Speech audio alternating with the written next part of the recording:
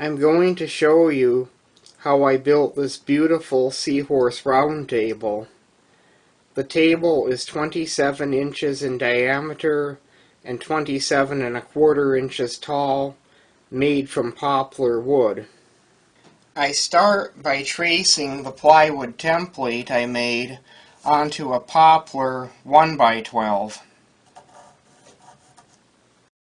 Because of the size of the Seahorse piece, and because my scroll saw only has 16 inches of clearance, I drill a hole at the end of the tail piece here so that I can cut this as an internal cut, even though it's not actually an internal cut. That way I can get around the clearance problem with the scroll saw.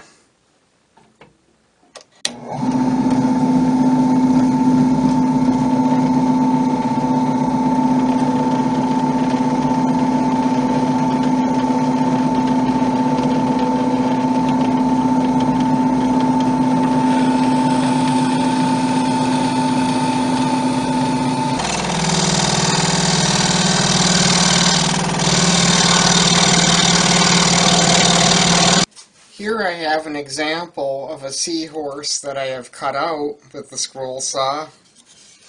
And then here is one that's in the process of being cut out. Because of the size and the clearance issues with the saw, I have to cut some from one side and some from the other side. But I managed to make it work. And here's one that hasn't been cut. Once the seahorses are cut out, the next step is to sand them. I start the sanding process using an electric detail sander.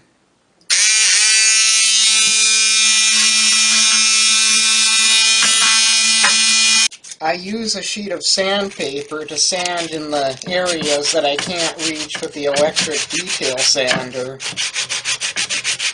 I measure for the placement of the Kreg jig pocket holes, which will hold the tabletop together. Because the tabletop is going to be round, it's important that the holes on the edge be in far enough that they don't get cut off when the circle is cut. I set up my Kreg jig to make the pocket holes. I set the jig to 3/4 inch, which is the thickness of the wood, and I also set the stop collar on the drill bit for 3/4 inch thick wood. The jig is clamped in place, aligned with my alignment mark, and then I drill the pocket holes.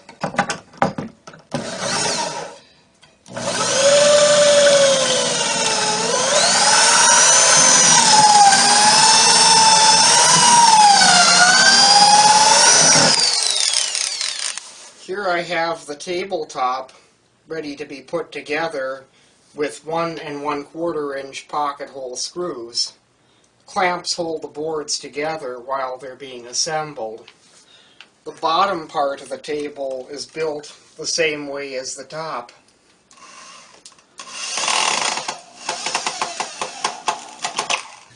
The top and bottom pieces of the table are sanded smooth using a belt sander with a 120 grit sanding belt.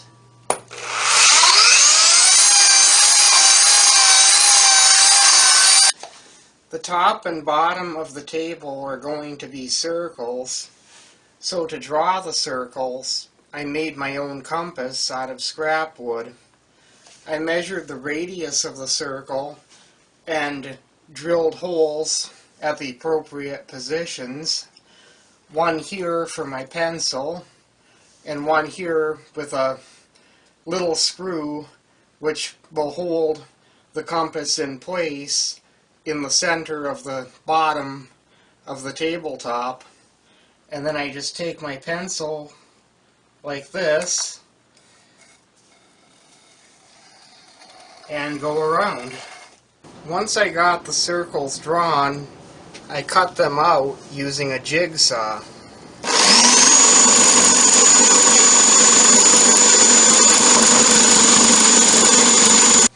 I start sanding the edges with the belt sander.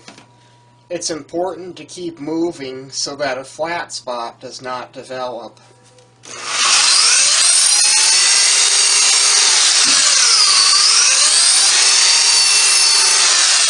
Here I've measured for the arrangement of the seahorses under the tabletop. What I did is I took the diameter of the tabletop, multiplied by pi, 3.14, and then divided that number by 3, and then made marks around the circumference to make sure that the 3 seahorses are evenly spaced. Then I measured in from the edge of the circle far enough to make sure that the nose of the seahorse does not stick out beyond the edge of the table, and I made marks where the seahorses will align to under the top of the table. To attach the seahorses to the bottom of the tabletop, I've created these small blocks of wood. One block goes on each side of the seahorse head. The blocks are screwed to the tabletop, and then screws from the side anchor the seahorse head. It's important to cut these so that both these screws here and these screws here are going into edge grain rather than end grain, because if they go into end grain, they won't be as strong. I drill pilot holes in the wooden blocks using my drill press.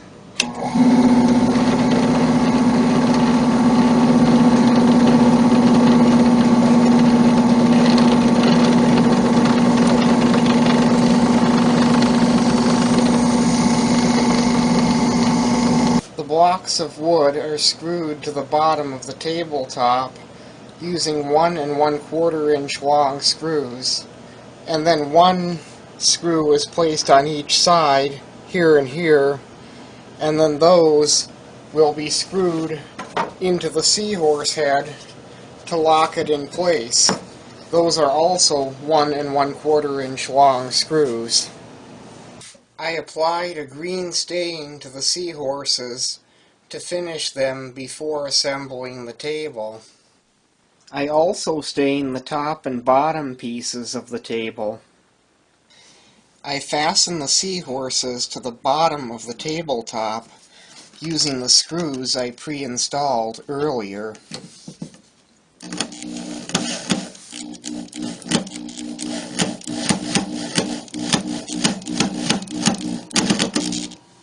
I align the bottoms of the seahorses with measurement marks I made earlier before tightening them down. 1 1/4 inch screws are also used to anchor the seahorses to the table bottom. I screw metal plates to the bottom of the table for attaching bun feet.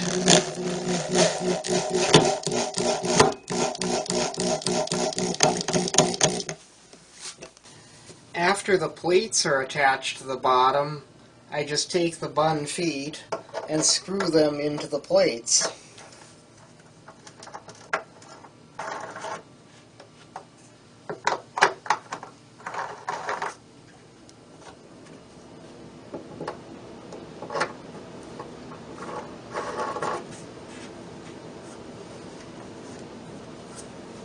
The table is finished with spray varnish.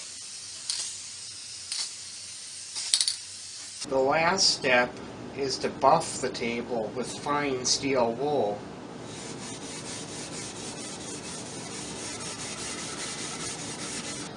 In all, the materials used to construct the table came to approximately $200, and I spent about 18 hours putting it together.